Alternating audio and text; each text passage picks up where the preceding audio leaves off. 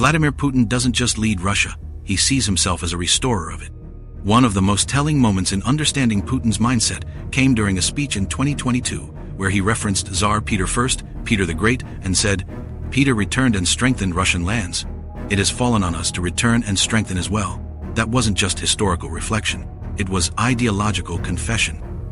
Петр I Северную войну 21 год вел. Казалось бы, там воевал со Швецией, что-то отторгал. Ничего не отторгал. Он возвращал. Что появилось туда? Возвращал и укреплял. Вот что делал. Вот. Ну, судя по всему, на нашу долю тоже выпало возвращать и укреплять. Он когда заложил новую столицу, ни одна из стран Европы не признавала эту территорию за Россией. Все признавали ее за Швецию. А там испокон веков наряду с финно-угорскими народами жили славяне. Причем эта территория находилась под контролем российского государства. Peter the Great was known for modernizing Russia and expanding its territory westward, challenging the Swedish Empire and asserting control over the Baltic region. To Putin, Peter is more than a czar. He is a blueprint, a national myth, an inspiration for Russian resurgence. In Putin's worldview, Russia is not merely a country but a civilization, and its true strength comes from empire, from territory, control, and influence. This imperial nostalgia shapes Putin's actions. To him, the collapse of the Soviet Union wasn't just a political shift, it was a civilizational catastrophe. As he famously said in 2005, the collapse of the Soviet Union was the greatest geopolitical catastrophe of the 20th century. Прежде всего следует признать, и об этом я уже говорил, что крушение Советского Союза было крупнейшей геополитической катастрофой века. And like Peter I, who saw land acquisition as a divine mission, Putin believes that reclaiming Russian power, especially over neighboring Slavic nations, is part of restoring the natural order. This is where Ukraine comes in. In the Russian nationalist imagination, Ukraine isn't foreign, it's ancestral. Kievan Rus, the medieval state from which both Ukraine and Russia draw historical legitimacy, began in Kiev. This historical entanglement has been weaponized by the Kremlin to justify expansion. But what began as mythology has evolved into strategy and war. Ukraine wasn't just another Soviet republic. It was the second most important country in the USSR, economically, militarily, culturally, and geographically. With over 40 million people, Ukraine held a population that could rival some European powers. It had fertile lands, industrial strength, a powerful military base, and a deeply interconnected infrastructure with Russia. Cities like Dnipro and Kharkiv housed major defense industries. Ukraine built missiles, tanks, and aircraft.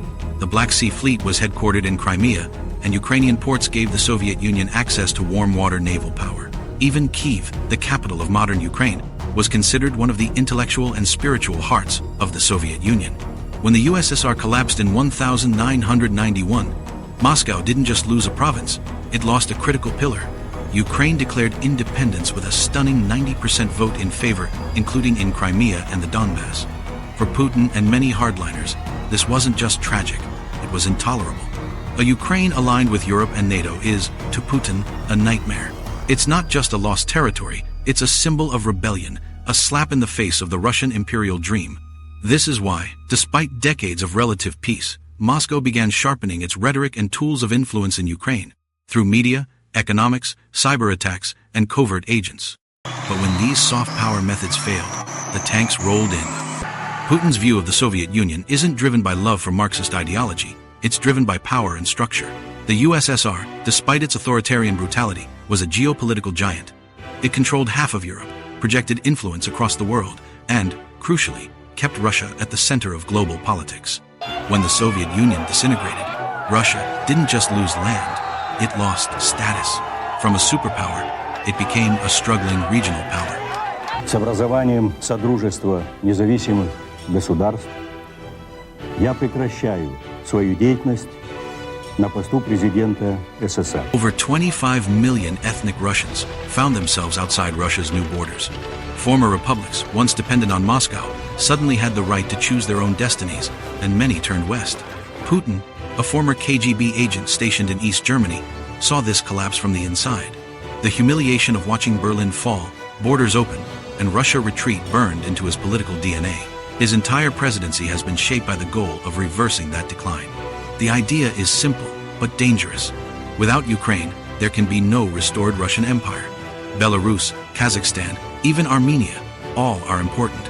But Ukraine is the gateway, the geographic, historical, and symbolic centerpiece. Rebuilding post-Soviet power without it is like trying to rebuild Rome without Italy. This belief, coupled with decades of NATO expansion and EU influence in Eastern Europe, has made Ukraine the fault line. And in Putin's logic, taking Ukraine, or at least preventing it from integrating with the West, isn't a choice. It's a necessity for Russia's survival as a global force. Beyond tanks and politics lies an even deeper war, a war of identity. Putin's invasion of Ukraine is rooted in an ideology called Ruski Mir, the Russian world. It's a vision of cultural, spiritual, and historical unity that stretches across Russia, Belarus, eastern Ukraine, and even parts of the Baltics. Ruski Mir isn't just a cultural theory, it's a soft power doctrine used by the Kremlin to justify influence and, eventually, military action. It paints Russian-speaking communities outside Russia as part of a broader civilizational space that Moscow has the right, even the duty, to protect. In 2014, this idea played out in Crimea and the Donbass. Russia claimed it was protecting ethnic Russians and Russian speakers. In reality, it was asserting its dominance over areas slipping from its grasp. The Ruski Mir concept is also promoted by the Russian Orthodox Church, reinforcing the idea that Russian identity transcends borders and that Moscow is the third Rome, the last bastion of Christian civilization. Ukraine, however, has been rejecting this worldview. It has its own language, identity, church, and European future. This makes Ukraine not just politically defiant, but spiritually treasonous in the eyes of Russian nationalists. By resisting Ruski Mir, Ukraine challenges the very foundations of Putin's civilizational ideology. Thus, the invasion isn't just about land. It's about memory, myth, and meaning. In 2014, the first major blow of Putin's expansionist policy landed, Crimea, with Russian troops taking over key infrastructure and staging a lightning-fast referendum. Russia annexed the peninsula with little actual military resistance. The West condemned it, but the geopolitical logic behind the move was cold and clear. Crimea isn't just a symbolic territory. It's a linchpin of military power in the Black Sea and a key naval base for projecting influence into the Mediterranean and the Middle East. Russia's Black Sea Fleet, stationed in Sevastopol, had been there since Tsarist times. After the Soviet collapse, Russia leased the base from Ukraine, a deeply awkward arrangement for a rising nationalist like Putin. Блокирование частей украинской армии в Крыму в форме очень похожей на российскую форму. Вы российский солдат? Посмотрите на постсоветское пространство. Они Полно формы, которая похожа на форму. Пойдите в магазин вот у нас и вы купите там любую форму. Это были российские солдаты или нет? Это были местные силы самообороны.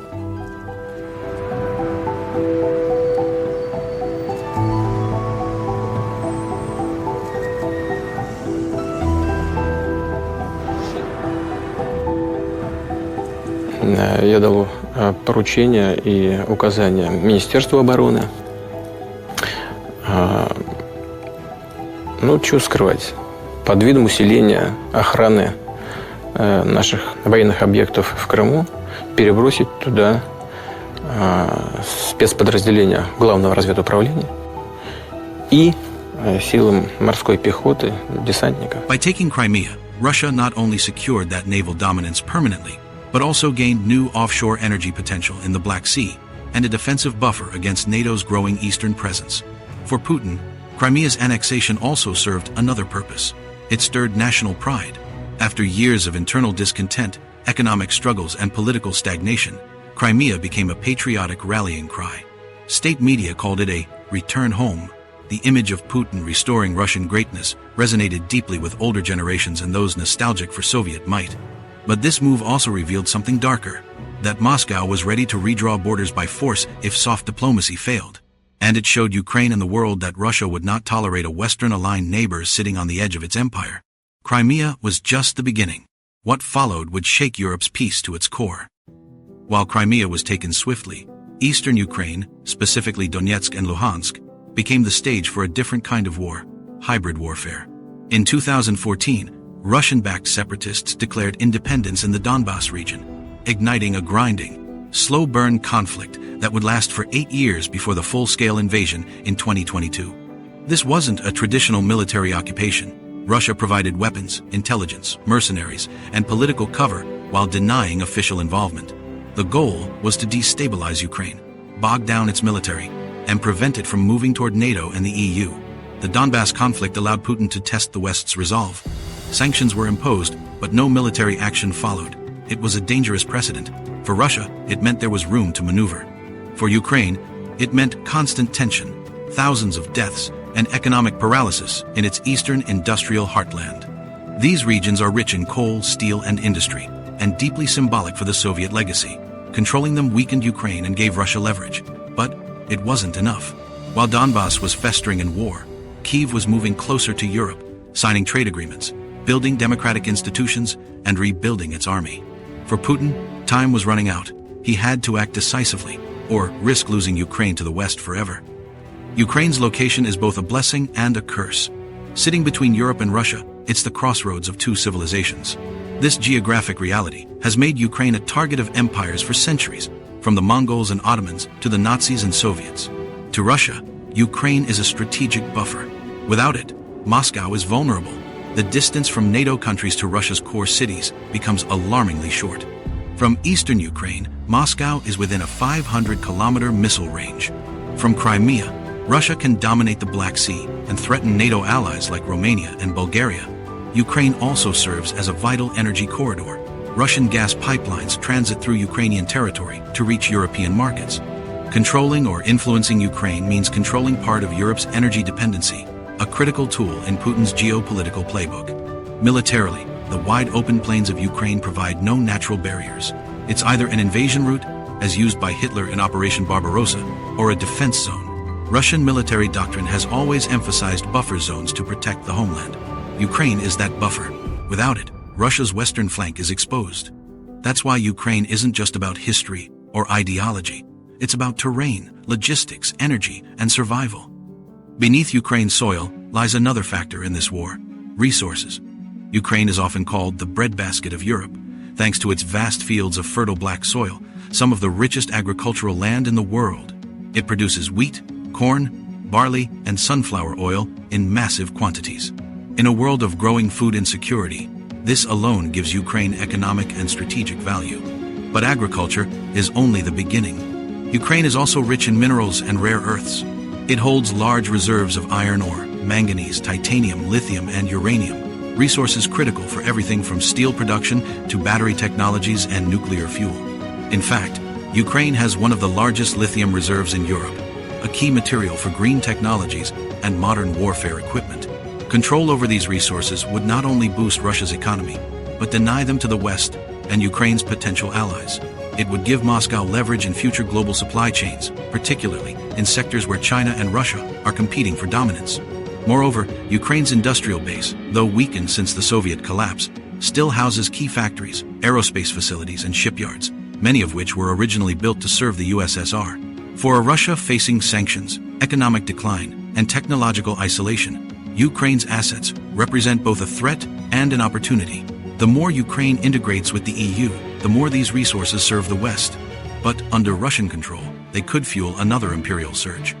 One of Putin's most consistent public justifications for the invasion has been NATO's eastward expansion.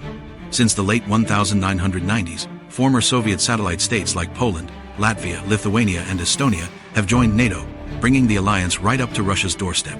Putin has warned for years that NATO promises not to expand eastward were broken.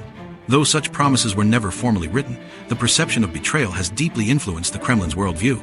To Russian strategists, every step NATO takes toward Russia is a direct threat, a rearming of enemies at the gates. Об этом никто ни слова не говорит. А началось все с чего?